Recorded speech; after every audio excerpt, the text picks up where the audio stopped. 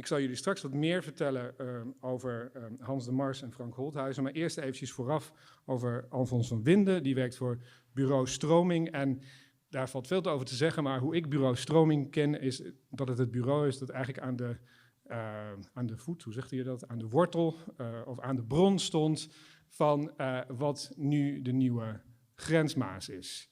Alfons, welkom.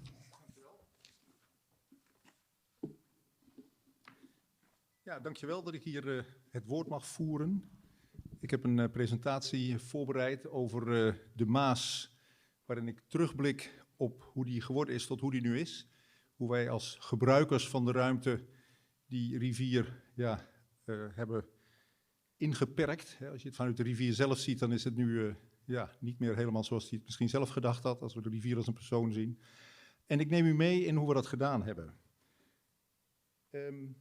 Mijn presentatie bestaat eruit dat de rivier is natuurlijk een dynamisch gebeuren. Een rivier, dat betekent veel water, dat betekent sediment dat getransporteerd wordt. Ik ben zelf fysisch geograaf. Er waren gisteren al een aantal andere fysische geografen die ook het woord voeren. Die zijn natuurlijk vaak betrokken bij die Maas.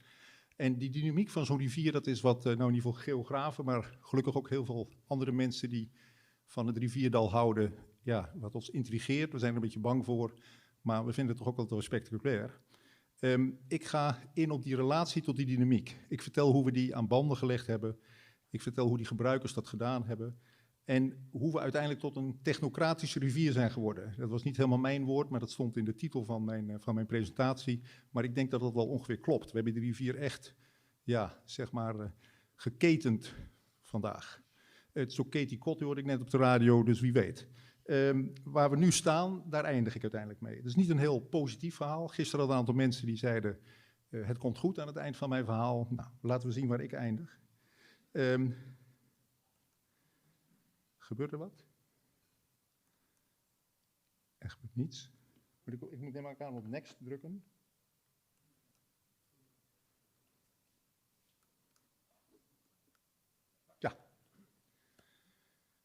Wat ik net al zei, rivieren behoren tot het meest dynamische deel van ons landschap. En ze zijn afhankelijk van die fysische ondergrond. Dat is gisteren ook al aan de orde geweest, dat doen we ook weer de abiotische ondergrond.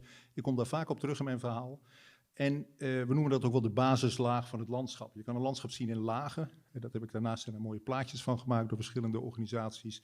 Waarbij dat zeg maar de ondergrond is, waar alles op de een of andere manier van afhankelijk is. Als mensen hebben daar netwerk op aangelegd, hebben de occupatie daarop gebaseerd. En eigenlijk alle gebruikers hebben zich op de een of andere manier wel op die lagen gebaseerd in wat ze doen. Die basislaag, dat is zeg maar het hele complex van processen, patronen, mooie formulering, en structuren, wat je daarin terugziet. En die basislaag is belangrijk voor de occupatie, hoe wij dat gebied hebben bevolkt, hoe wij dat zijn gaan gebruiken. Vroeger was er vaak een hele duidelijke relatie. De mensen deden op de ene plek iets en op de andere plek niet. En dat was vaak heel erg gerelateerd aan die basislaag. Maar gaandeweg zien we dat die relatie steeds meer verbroken raakt. Ik ga eerst even in op die dynamiek van die rivier, want wat is dat nou? Nou, dat is een grafiek van alle afvoeren van de Maas sinds 1911 in één grafiek afgebeeld. Onder de maanden van het jaar, van januari tot en met december. En links de afvoeren. En je ziet dat daar een heel mooi patroon in zit. In de winter is het hoog. En in de zomer wordt het steeds lager. De piekjes, dat zijn de individuele golven die er soms geweest zijn. En vaak zit het een beetje zo in die middenmoot. En je ziet wel iets heel vreemds. Dat is natuurlijk midden in juli ineens 2 enorme uitschieters. 1 keer in 1980 en 1 keer vorig jaar. We zijn er nog steeds niet helemaal van bekomen. Het is nog lastig te duiden wat er eigenlijk precies gebeurd is. We snappen wel dat klimaatverandering daar misschien een oorzaak voor is. Maar ik ga daar verder niet heel veel aan besteden vandaag. Het heeft natuurlijk alles te maken met hoe het stroomgebied is opgebouwd, waar het water vandaan komt. Dat bepaalt de hydrodynamiek. En het is dus een rivier met grote grillen, dat is gisteren ook al aan de orde geweest. Sowieso komen in mijn verhaal vaak een beetje reflecties op wat we gisteren gehoord hebben. Ik zal proberen sommige dingen even op een plekje te geven. Opvallend bij de Maas, tot vorig jaar eigenlijk, is dat er bijna nooit zomerhoogwaters zijn. Die hoogwaters vinden we vooral in de winter. Dat had voor de gebruikers nogal wat gevolgen, daar kom ik zo op terug. Dit zijn een beetje de gemiddelde waarden die je dan in de rivier ziet. Die rode lijn is het hoogste dat er ooit op een datum geweest is. De groene is een beetje het gemiddelde afvoer in de winter, wat hoger dan in de zomer. De blauwe lijn is de lijn van dit jaar. Dan zie je een beetje hoe die dit jaar vaak onder die gemiddelde lijn zich vertoeft. Maar de zwarte lijn is de allerlaagste afvoer die we ooit gemeten hebben. En daar zitten we nog net boven steeds dit jaar. Dan de morfodynamiek. De hydro is alles wat met water te maken heeft. Morfo is alles wat met stenen, zand, klei, grind te maken heeft. De Maas is bijzonder in zoverre, zeker waar die ons land binnenkomt, dat het een rivier is die grind transporteert, een hele grillige rivier. En dat die rivierbedding kon zich ook verplaatsen, die lag nooit stil. Het zijn hele mooie kaarten, eigenlijk nog niet eens van zo lang geleden, waarop je ziet hoe die rivier hele brede grindbeddingen had. En ja, een paar jaar geleden zagen we ook bij Meers dat hij dat nog steeds kan. Dus die krachten zitten nog steeds in de rivier en dat leverde die mooie beelden op die we al een paar keer gezien hebben, ook gisteren in presentaties. Dat grillige, dat is wel heel kenmerkend voor delen van die Maas. Er waren stukken waar dat minder was. Ik heb ze rood omcirkeld waar ze vooral optraden. Dat was in het gebied van de Grensmaas en de Plassenmaas. En verder beneden strooms in de Trassenmaas zijn er ook stukken, daar zien we nu ook nog meanders terug. Dat waren de plekken waar die heen en weer kon bewegen, die bedding, maar er waren ook stukken waar dat juist nauwelijks gebeurde. En daarnaast, naast die bewegelijkheid, is morfologie ook de aanvoer van sediment, zand, klei, grind, wat ergens neergelegd wordt, waar we als mensen gebruik van maken door bepaalde landgebruiksvormen die op de ene bodem nou eenmaal anders uitpakken dan op de andere. Die dynamiek was er, dat is een gegeven, die rivier voert dat aan, dat hoort bij de rivier. En wij als mensen moesten we daarmee omgaan. En dat betekent dat je moet leren leven met die dynamiek. En we hebben gisteren hele mooie verhalen gehoord van heel lang geleden.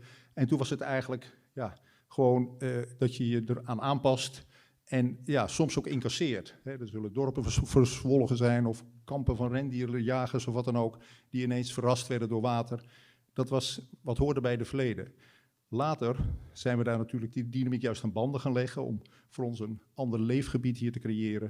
En dat betekent dat je technisch vernuft moet hebben. Hoe doe je dat?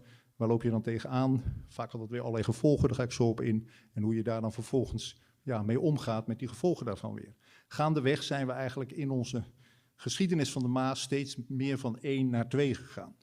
Ik loop de functies langs die de Maas heeft. Dat zijn er 6, die komen nu aan bod. En ik laat zien hoe die dat gedaan hebben. Want elke functie heeft dat op een andere manier gedaan. Ik begin bij het wonen, het leven in het Maasdal. En dat wordt vooral bepaald door die hydrodynamiek, maar toch in zekere zin ook door die morfodynamiek. Ik ga alle functies zo langs en kijk waar zij van afhankelijk waren, hoe zij die grillen van die rivier, die hydrodynamiek en die morfodynamiek aan banden hebben gelegd.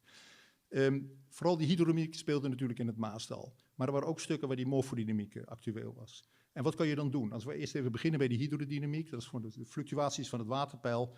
Ja, het Maasdal is wat dat betreft vrij eenvoudig. Zeker als je het vergelijkt met de Rijn, stroomgebied in Nederland.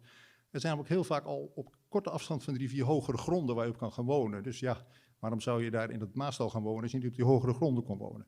Dat liet Kees Jan gisteren ook mooi zien, hè, die terrassenranden, vooral de Terrassenmaas. Alle dorpen liggen net iets hoger dan het Maasdal zelf. Maar in dat Maasdal, die overstromingsvlakte, die op sommige plekken heel breed is en op andere wat smaller, maar in die brede vlakte waren er soms net stukjes die er wat bovenuit staken. Gisteren hoorden we van Kronkelwaard, Ruggen, maar er zijn ook terrasresten, er zijn kleine rivierduintjes. En die waren dan aantrekkelijk om daarop te gaan wonen. Dat was ook een manier om het wonen vroeger, dat gaat over het verleden, een plek te geven in die grillige rivier. En bedijken. Gebeurde langs de Maas niet veel, we hebben het gisteren ook gehoord. Pas in 1995 dus op grote schaal, in ieder geval in het Nederlandse deel, bedijkt. Voor die tijd was dat minder. En heel bijzonder in dit stuk, gisteren kwam het in een presentatie van Maasband ook aan bod. Er waren hier halve dijken die een stukje doorliepen en op een gegeven moment stopten. Als rechtgeaard Nederlander uit het midden van het land snap je dat helemaal niet, want een dijk is altijd een ringdijk, maar hier had je halve dijken. Een bijzonder fenomeen in het Maasdal. Maar dat was de manier waarop we dat in het verleden deden. De situatie veranderde namelijk, daar ga ik dadelijk op in. Eerst nog even over die morfodynamiek, die grillige rivier. Want wat je ziet is met name hier in het zuidelijke deel, dat die grilligheid van die rivier de mensen eigenlijk meer angst inboezemde dan die ene overstroming zo nu en dan. Want die rivier die was zo grillig, en er zijn prachtige kaarten van bewaard, die werd gisteren ook al even getoond, dat is een kaart van de omgeving van Meers, waarop afgebeeld is hoe de rivier in hele korte tijd een totaal nieuwe loop aannam. De beide lopen zijn nog afgebeeld en ineens slingerde de rivier naar een andere plek. Met blauw heb ik op de huidige kaart die loop van ongeveer 1650 aangegeven, die dus in korte tijd verplaatst was. En het opvallend is dat gele driehoekje, want daar was die kaart specifiek voor gemaakt, dat was namelijk een een gehucht, kwam gisteren ook al even aan bod, de Weerterhof. Dat was namelijk door deze rivierverlegging ineens op de andere oever van de rivier komen te liggen. En dat had nogal wat consequenties, want er lag een heel ander koninkrijk of wat dan ook. In ieder geval, het was een ander land. Dus deze persoon was door de verandering van de rivier ineens in een ander land komen te wonen. Dat was één ding wat speelde. Tegelijkertijd slokte de rivier soms halve dorpen op. Er zijn ook hele mooie plaatjes van bewaard. Hier eentje uit Borgharen daar links, waarop afgebeeld is hoe huizen in de rivier waren gevallen bij een overstroming. En dat wordt er heel mooi in uitgelegd. De rivier was dus niet zozeer vanwege die waterstanden, maar die bewegelijkheid die hier in het zuiden in ieder geval de mensen bezig hield. Dit is dat Weerterhof die nog steeds herkenbaar is. En zelfs als je er nu langs loopt, dan zie je dat het eigenlijk een beetje op een rare kant van de rivier ligt. De woningbouw is anders. Het hoort eigenlijk een beetje meer aan de westkant van de rivier dan aan de oostkant waar het nu ligt. Dus zelfs 350 jaar na dato. Nee, is dat? Ja, 400. Nou, even de draad kwijt. 350 jaar na dato inderdaad. Is dat nog steeds goed zichtbaar. Dat wonen, dat verandert. Vanaf de 20e eeuw gaan we natuurlijk neemt de bevolking toe. We gaan op allerlei plekken dat rivierdal bevolken. En ja, we namen het niet meer zo nauw met die hoogtes en we kwamen veel lager te wonen. Dat leverde steeds meer een grote waterveiligheidsopgave op. In 1926 voor het eerst, maar ook 93, 95 en recent vorig jaar nog, zijn er overstromingen, overspoelen grote delen van het gebied. Ook woningen worden geraakt. En iedere keer, ik denk dat kwam gisteren ook aan bod, zien we dat als een wake-up call, het moet anders. En ook vorig jaar is het niet anders geweest. We willen steeds weer die rivier, ja, we zullen hem toch weer meer moeten temmen, want hij blijkt iedere keer weer toch weer onberekenbaar dan we gedacht hadden. Hoe kun je dat doen? Je kan, als je die rivierveiligheid wil vergroten, je kan bochten afsnijden. Dat is onder andere wat in 1926, na het hoogwater van 1926 door Lely is voorgesteld. Je ziet mooi die kaarten daarvan, waar het op nog zichtbaar is. Gisteren zag ik ook een foto daarvan. Je kan het gebied bedijken, is op uitgebreide schaal gebeurd natuurlijk. Waarbij zeker recent niet alleen woonkernen, maar ook grote delen toch agrarische gebieden zijn ingedijkt. Nou, we zouden eens moeten kijken of dat wel zo slim was. En je kan de rivier verruimen. Het Grensmaasproject is natuurlijk een heel mooi voorbeeld van. Ook Ooijewansum zijn er voorbeelden van. Dat zijn de manieren die we beschikbaar hebben om die rivier zeg maar meer ruimte te geven. Of in ieder geval het wonen veilig kunnen laten worden. Maar dat had gevolgen. Want met name die bedijking zorgde ervoor dat waterstanden hoger worden. De rivier heeft namelijk minder ruimte, dus dat water kan maar één kant op, dat is omhoog. Dat betekent dat op plekken waar geen dijk ligt, dat waterstanden ook verder het binnenland in kruipen. Gisteren kwam Wellelooi nog even naar voren, dat is een heel mooi voorbeeld. Dat lag eigenlijk altijd wel veilig, maar omdat er nu minder rivierruimte is, minder ruimte voor de rivier is, zijn de onbedijkte gebieden ineens minder veilig geworden. Nou, dat is een issue wat we vaker zullen meemaken. Bedijken betekent ook dat als er minder ruimte is, dat het water maar één kant op kan. Dat is omhoog, maar daardoor gaat het ook sneller stromen. Komt het water eerder benedenstrooms aan, worden golven daar hoger. Dus benedenstrooms, in het Brabants-Gelderse deel, is men niet zo heel blij met al die dijken die hier aangelegd zijn. Zo zie je dat bedijken gevolgen heeft. Hè. We worden er hier veiliger van, in het Limburgse deel, maar benedenstrooms kan dat er wel eens anders uitpakken. Rivierverruiming van het winterbed, zo'n grensmaasplan, heeft natuurlijk ook grote gevolgen. Ten eerste is dat niet een plan waarbij je overal de rivier evenveel verruimt. Er zijn stukken waar het meer is gebeurd en andere minder. Daardoor krijg je flessenhalzen. En met name in die flessenhalzen kan veel erosie optreden. Vorig jaar gebeurd. Heel veel zand is naar boven gebracht door die rivier, op de oevers afgezet. Ja, dat is een groot risico. Hè. Dat kunnen ook op een gegeven moment delen die rivier in zakken. Maar een rivierverruiming betekent ook dat de waterstanden lager worden, dat het grondwater lager wordt. Dat betekent dat uiterwaarden eventueel kunnen verdrogen. Dus elke actie die wij uitvoeren in die rivier, waarbij we hem een beetje uit zijn natuurlijke patroon halen, zeg maar, heeft altijd consequenties die ons ook als samenleving wel ergens gaan raken. En op het moment dat je de rivier heel breed maakt, dan zie je ook, dat zien we nu ook terug, zelfs in het Grensmaasproject, ik ben een van de ontwerpers ervan, maar we zien toch op veel plekken wel heel veel kleisedimentatie, omdat we soms de situatie zo traag stromend hebben gemaakt, dat dat gebied ineens een heel andere aard krijgt als die grindrivier die we voor ogen hadden. De rivierverruiming van het zomerbed, dat kan ook, dat je het zomerbed aanpakt, dat je het zomerbed verdiept of verbreedt. Dat betekent ook dat waterstanden gemiddeld lager worden. Dat is ook de bedoeling natuurlijk, maar dat betekent ook dat eventueel uiterwaarden kunnen verdrogen, want ook de gemiddelde waterstanden gaan omlaag. De stroomsnelheid neemt af, het water krijgt een slechtere waterkwaliteit daardoor. En ja, het betekent toch ook, want als je het zomerbed verbreedt, dat lijkt wel prachtig. Maar goed, die rivier gaat langzamer stromen. Dus al het sediment dat hij van bovenaf aanvoert, gooit hij in dat gat wat we gecreëerd hebben. Hij wil gewoon zijn oude bedding weer herstellen. Dus dat betekent dat we van nu, of eigenlijk we zijn al een tijdje bezig, tot in de eeuwigheid dat zullen moeten blijven beheren. Want we willen die diepte wel houden voor die waterveiligheid. Dus dat zijn vraagstukken waar we steeds weer tegenaan lopen. Alles concluderend zien we bij dat wonen, dat men zich eigenlijk steeds minder is aan gaan trekken van die abiotische omstandigheden. We willen wonen waar we op een gegeven moment zijn gaan wonen, we willen dat beveiligen. We gaan daar van alles en nog wat voor doen. En de vraag van wonen we op de goede plek. Ik vond het een erg mooi verhaal gisteren over die, ja, het is bijna niet te vergelijken met hoe het nu is, maar die oorspronkelijke bewoners van het Maasdal, die hebben een tijd lang op kronkelwaardruggen gewoond en op een gegeven moment constateerden ze dat het wel heel vaak overstroomde. Toen zijn ze hogerop gaan wonen. Toen was er een andere beweging dan nu. Nu denken we lossen het technisch op, we gaan het gewoon bedijken of wat dan ook.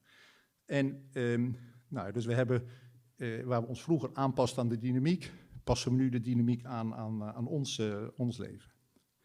Een andere functie van het Maasdal, het klikje doet het niet zo heel goed. Ik denk dat, het batterijtje wou ik zeggen op is, maar daar komt hij toch. De landbouw, een tweede functie waar ik bij stil wil staan. Ja, die hadden eigenlijk niet zo heel veel last van die hydrodynamiek. En ook niet van die morfodynamiek, op beperkte schaal. Dat was heel anders dan bijvoorbeeld bij de Rijn. Daar kom ik zo nog op terug. Maar het was wel natuurlijk een hele gunstige uitgangssituatie. Dat was ook de reden dat mensen altijd het Maasdal introkken om daar die landbouwgronden op te zoeken. En het ordende zich vooral als je naar de kaarten van vroeger kijkt, naar hoe de grondwaterstanden in het Maasdal waren. Op plekken waar het grondwater hoog stond, daar had je weilanden. Op plekken waar het grondwater juist laag stond onder het maaiveld, daar vind je de akkers. Van hier van in het zuiden tot in het noorden zie je dat patroon terug. Dus we had meer die gesteldheid van die bodem die uitmaakte, waar je wat voor landbouw je uitvoerde. En of het veel of weinig overstroomde. Ja, die overstromingen waren vooral in de winter. Dat werd gunstig gevonden, voerde slip aan, klei aan. En dat maakte het vruchtbaarder. Zomeroverstromingen waren er bijna niet hier. Vorig jaar was echt wat dat betreft een uitzondering. Als je dat vergelijkt bijvoorbeeld met de Rijn, daar had je in een onbekade situatie ongeveer eens in de 5 jaar wel dat de lagere delen van die uiterwaarden gingen overstromen. Dus daarom ging men daar zomerkaders aan leggen. Dat is hier langs de Maas nergens gebeurd. Die morfodynamiek, die was wel een issue, vooral hier in het zuiden, waar die Maas natuurlijk flink zijn bedding kon verleggen soms. Ja, dat zal consequenties hebben gehad. Hier en daar, dat zagen we gisteren ook, werden kribben aangelegd om die rivier toch een beetje van die oevers af te houden. Er ging landbouwgrond verloren. Maar goed, het was een beperkt risico voor de landbouw. Nou, we weten natuurlijk allemaal dat die landbouw enorm veranderd is. Sinds 1950 een enorme intensivering, herverkaveling, allerlei dingen zijn gebeurd om dat land zeg maar in te richten zoals die landbouw er het meeste productie vanaf kan halen. En ook werd de watervoorziening verbeterd. Er kwamen kanalen die vroeger voor scheepvaart werden aangelegd, die werden steeds meer gebruikt om water, niet zozeer hier in ons dal, maar naar andere delen van Nederland en België te voeren, om daar water voor de landbouw en ook drinkwater te krijgen. Dus we gaan het water ineens anders gebruiken. De rivier krijgt daardoor wat minder. Wat de gevolgen zijn, dat weten we natuurlijk allemaal. Die hele kleinschaligheid van het land, van het winterbed gaat verloren. Je ziet nu vooral maïsvelden. En eigenlijk het onderscheid tussen het Maasdal zelf en de omgeving daarvan verder weg is verloren gegaan. Dat heeft er vooral te maken, het is toch een beetje een eenheidsworst geworden, dat agrarisch landschap. En je merkt nauwelijks meer waar je ergens staat in dit gebied. Door drainage, vroeg op het land kunnen verdrogen uiterwaarden. Natuurwaarden nemen zeer sterk af, dat hebben we ook allemaal meegemaakt in de afgelopen decennia. Ook de cultuurhistorie verdwijnt daardoor, allerlei dingen die bij dat bijzondere agrarische landschap van weleer hoorden, die verdwijnen. Op wat relicten na, die we nu nog koesteren. Het landschap wordt heel anders. Dus je ziet dat vooral die schaalvergroting heeft dat onderscheid wat het Maasdal vroeger was in vergelijking met andere gebieden, heeft dat verkleind. En ja, dat wordt wel als een verlies gezien. Dat landgebruik is daarmee ook steeds meer losgekomen van die abiotische omstandigheden. Dus in een beetje hetzelfde weet wonen, dat ook die landbouw, ja, die richten we in naar onze believen en niet meer naar wat die ondergrond ons aanlevert. De scheepvaart is een derde sector waar ik bij stil wil staan. Dat is natuurlijk een hele belangrijke voor die Maas geweest. Die had vooral met de hydrodynamiek te maken. Gisteren kwam het in het vestere verhaal al heel mooi naar voren. Van de 12 maanden die de rivieren beschikbaar had, waren er maar 4... Die de industriëlen daar beschikbaar hadden, waren er maar 4 geschikt om die rivier te bevaren. Ja, daar moest wat aan gebeuren. Nou, dat hebben we geweten. En dat is ook logisch. Die zomerafvoer van de Maas is, als je het vergelijkt met de gemiddelde afvoer over het jaar, maar 35% van het gemiddelde. Als je dat bijvoorbeeld vergelijkt met de Rijn, daar is de zomerafvoer ongeveer 70% van de gemiddelde afvoer. Dus dat is een rivier die eigenlijk het hele jaar door veel meer water voert. Die Maas deed dat niet, dus die moest je ingerichten. Er was ook een grote variatie tussen de jaren. Het ene jaar ging het eigenlijk in de zomer nog best wel goed. Een ander jaar was het ineens heel veel droogte. Dat zagen we ook gisteren terug bij het Vesteren-verhaal. Daarbij waren er hoge stroomsnelheden, met name de grensmaas, met groot verval, veel hoge stroomsnelheden. En daar zijn allerlei oplossingen voor bedacht. Gewoon in de loop van ongeveer 150 jaar, bijna 200 jaar, hebben we geprobeerd om dat water geschikt te maken, die Maas geschikt te maken voor de scheepvaart.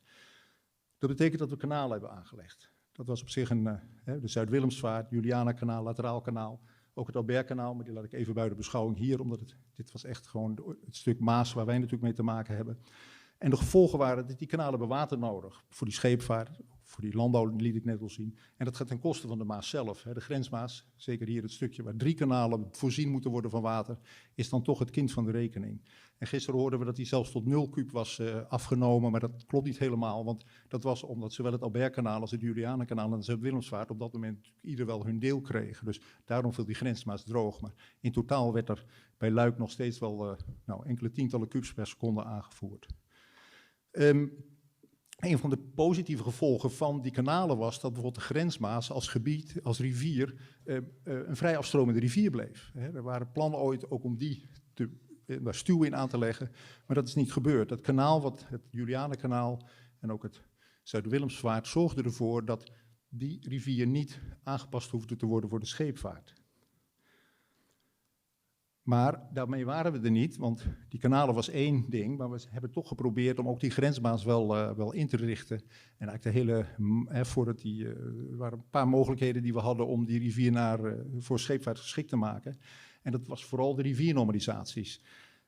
Zo rond tussen 1850 en 1870 werden riviernormalisaties uitgevoerd om die rivier bevaarbaar te maken. Het is opvallend dat dat eerder is gebeurd dan bij de Rijn. Dus ik denk dat wat we gisteren ook hoorden, dat rond Luik die industrialisatie op gang kwam. Men noopte ook van, die rivier moet bevaarbaar worden. Dus die druk vanuit die industrie en die bedrijvigheid heeft ervoor gezorgd dat dat bij de Maas al snel werd opgepakt. En riviernormalisaties betekenen, dat heb ik daar onderin, is een mooie kaart, een rivierkaart linksonder, waarin rechts heb ik het gebied ernaast, zoals het er nu uitziet, in het midden heb ik dat afgebeeld. En als je kijkt dan wat men daar op die kaart zichtbaar is, is toch wel vervelend dat het ding niet. Ja, ik heb even in de kleurtjes aangegeven wat we daar zien op die kaart. In geel zie je grindbanken, blauw was het water en rood zijn de rivierwerken die men aangelegd heeft.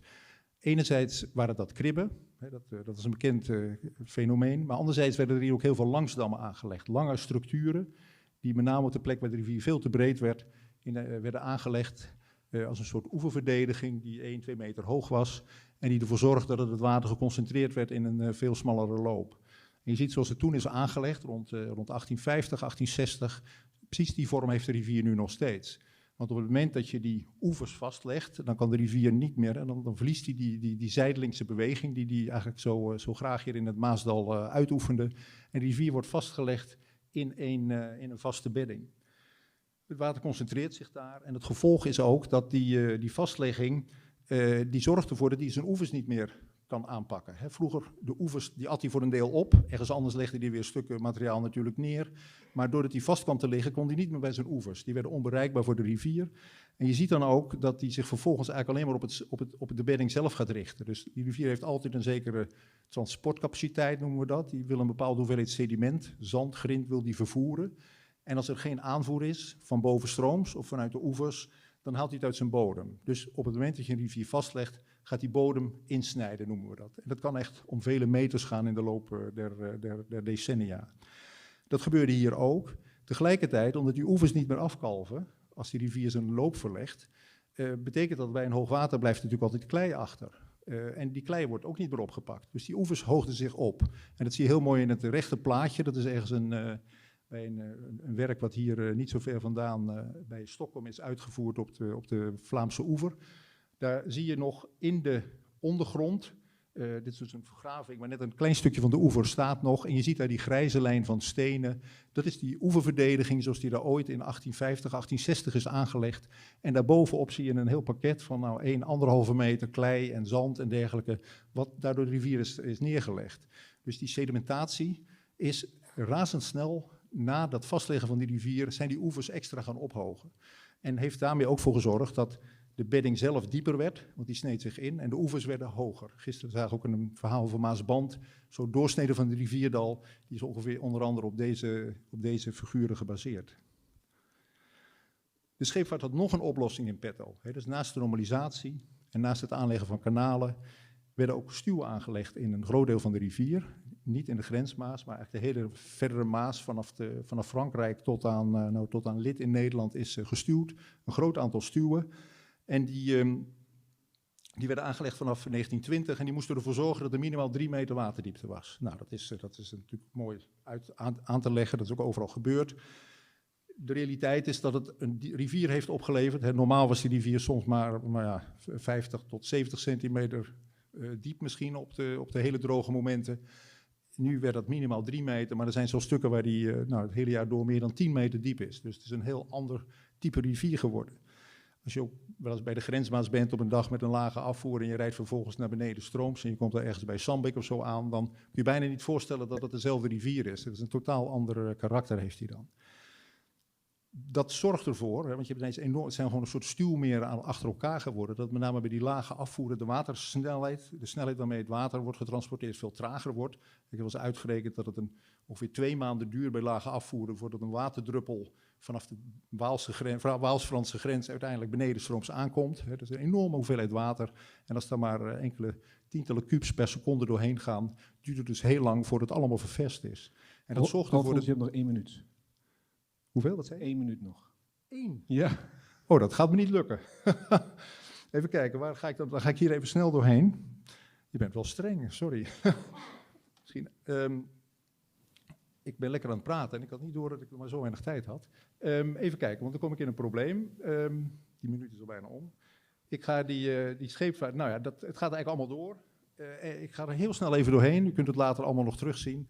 Het opvallende is namelijk dat die Maas wel anders dan... er zijn heel veel rivieren in Europa die ongeveer de vergelijkbare afmetingen hebben, maar die niet op deze manier aangepakt zijn als onze rivier. Dat verbaast mij wel. Gisteren kwam het ook al langs, maar bijvoorbeeld een Loire en een Po, dat zijn toch ook rivieren waar dit allemaal niet gebeurd is. Dus die scheepvaart heeft hier wel een hele zware wissel getrokken op onze rivier. Ja, de delfstofwinning laat ik dan even zitten, daar weten we allemaal wel heel veel van. Die heeft op allerlei manieren dat Maasdal aangegrepen. En uiteindelijk, ook natuurlijk het Grensmaasproject opgeleverd. Een van de dingen die de laatste jaren opgekomen zijn, die dat Maasdal is gaan gebruiken, dat is een hele andere functie dan we tot nu toe kenden, dat is recreatie en toerisme.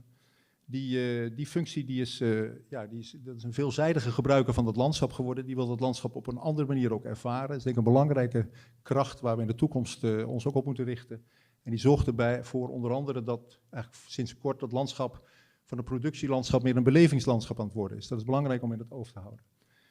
Natuur is in zoverre bijzonder, want het was vroeger hoogstens het decor van alles andere wat er zich afspeelde. Maar tegenwoordig willen we dat ook ruimte geven. Dat betekent wel dat andere sectoren die ruimte moeten gunnen. Tegelijkertijd is natuur iets wat hier bij de rivier van de dynamiek houdt. Dat zit volop in mijn verhaal. Dat moeten die andere sectoren die natuur dan ook gunnen. En dat legt nogal wat verplichtingen op. Is nog niet zo eenvoudig om dat te doen. Hoe gaan we dat doen? Er zijn een paar strategieën voor. We kunnen beschermen wat er is. Nou, inmiddels is alles wat er te beschermen valt wel beschermd. En er is niet zo heel veel meer over van vroeger. Dus we zullen nieuwe strategieën moeten bedenken. Dat kan zijn door landbouw om te zetten in natuur. Dat kan ook zijn om samen te werken met andere sectoren. Om die delfstofverwinning te gebruiken. Of die niet mee kan helpen om een nieuw landschap te creëren. Om de hoogwaterbescherming te gebruiken. Om hoogwatergeulen en dergelijke aan te leggen. Om die te benutten voor de natuur. En dat is iets wat we de laatste jaren, kwam gisteren ook in de presentaties veel zien, namelijk dat we op zoek gaan naar mogelijkheden om met die andere sectoren samen te werken. Om die technocratische rivier die we gecreëerd hebben, dat zijn die functies, het is tenslotte nog mijn conclusies, om die technocratische rivier die we gecreëerd hebben, die dus helemaal ingericht is naar de wensen die wij als mensen hebben, daarbij heeft de rivier veel moeten inleveren, zowel op hydrologisch gebied om scheepvaart en wonen mogelijk te maken, op morfologisch gebied om scheepvaart, wonen, landbouw en delfstofwinning mogelijk te maken. Die hebben allemaal hun greep gedaan in de kas van de rivier, om het zo maar te zeggen. De technische mogelijkheden die we hadden, maakten het mogelijk om die abiotiek te negeren. We zien de laatste jaren, de laatste decennia, wel wat veranderingen, die ten goede, denk ik, waarbij we meer integrale projecten de revue hebben laten passeren. Het grensmaatsplan kwam al langs, ook het plan van Kees-Jan van der Herik, Ooije Wansum kwam langs, wat eigenlijk nog weer een verdere stap is in de manier waarop we met het landschap om kunnen gaan. Projecten die weer meer aansluiting zoeken bij die abiotische ondergrond. Dus dit is een beetje de positieve noot in mijn verhaal. Je ziet allerlei dingen waarop we die rivier, zolang iedereen maar sectoraal blijft werken, dat zei gisteren Kees-Jan ook heel mooi, dan gaan die partijen voor de 10. Maar er zijn er toch anderen die met een onvoldoende of misschien net een 6 achterblijven. Door samen te werken wordt het mogelijk om meer die oude historische ondergrond te benutten voor je projecten. En dat levert complete projecten op, maar ook complexe projecten. En het is verleidelijk om toch weer sectoraal te gaan. Dat is ook een waarschuwing naar allerlei beleidsmakers, partijen die met dat Maasdal bezig zijn, dat je niet moet schuwen om een complex project aan te gaan. Ik denk dat Kees-Jan dat gisteren heel mooi liet zien. En het belang van zo'n compleet project, waar het allemaal aan de orde komt, waar die abiotische ondergrond toch gebruikt wordt, dat je dat moet blijven inzien. En dat is denk ik ook de boodschap die ik mee wil geven aan de mensen die hier aanwezig zijn. Hartelijk dank, Alfons. En sorry dat ik zo streng was. Ja, je was ook wel heel laat met 10 minuten, dus ik ga nog lekker door. Ik was daar met briefjes aan het wapperen, maar ik denk door het licht. Ik zie helemaal niet wat daar gebeurt. Nee, precies. Dus Hans, daar moeten we straks wat aan doen. We hebben min 1 minuut voor een vraag. Dus 1 vraag. Daar is een vraag. Momentje. Ik dacht dat je het ook tijdens je presentatie al een beetje aangaf, dat je een uitspraak zou gaan doen over of je nou echt tevreden bent over het Grensmaasproject. Ja. En wat je tegenvalt. En dat heb ik gemist. Ja, dat ging in het stukje over de delfstofverwinning. Dat waren de 3 sheets die ik niet heb laten zien. Maar dat zit er wel in. Even kijken. Het is natuurlijk een enorm groot project. Het is ook een heel innovatief project geweest. We zijn samen gaan werken om delfstofverwinning, hoogwaterbescherming en natuur allemaal samen te laten komen. Als je puur naar het natuurverhaal kijkt, zijn er een paar dingen die ik als natuurontwikkelaar mij opvallen. Ik noemde het net al, maar het ligt niet zozeer aan de natuur of aan het oude ontwerp. We hebben uiteindelijk een rivier gecreëerd die op sommige plekken heel smal is en op andere plekken heel breed. En dat zorgt ervoor dat de stroomsnelheid soms heel hoog is, met erosie tot gevolg. Op andere plekken heel langzaam, waardoor daar slib gaat sedimenteren. Op plekken waar we eigenlijk grindmilieus hadden gewild. Dat zien we nu gebeuren. Dus daardoor ontstaat er een voedselrijk milieu. We hebben gisteren die foto's van Hetty gezien. De gemiddelde Nederlander zal het fantastisch vinden. Het is ook zeker wat daar een heel bijzondere natuur oplevert. Maar de grindmilieus hebben daaronder te lijden. We hadden juist ook heel veel grindmilieus gewild. We hebben natuurlijk al dekgrondbergingen die van klei zijn. Als nu ook delen van die grindmilieus nog klei worden, dan is dat een tegenvaller, vind ik. Tegelijkertijd, wat bij het Grensmaasproject wel is dat het natuurlijk een ongekende schaal. Het is alles bij elkaar meer dan 1000 hectare over 35 kilometer rivier. Je kan daar echt gewoon dagen in rondzwerven nu.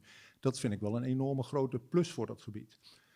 Tegelijkertijd, we hebben natuurlijk samen moeten werken. Als we alleen de natuur hadden en we hadden €1 miljard gehad, hadden we denk ik een ander dal aangelegd. Maar door samen te werken met hoogwaterbescherming, met delfstofverwinning, moet je soms natuurlijk ook dingen doen die misschien uiteindelijk de natuur niet een 9 of een 10 geven, maar de 7 of de 8, waar we dan ook gewoon blij mee moeten zijn.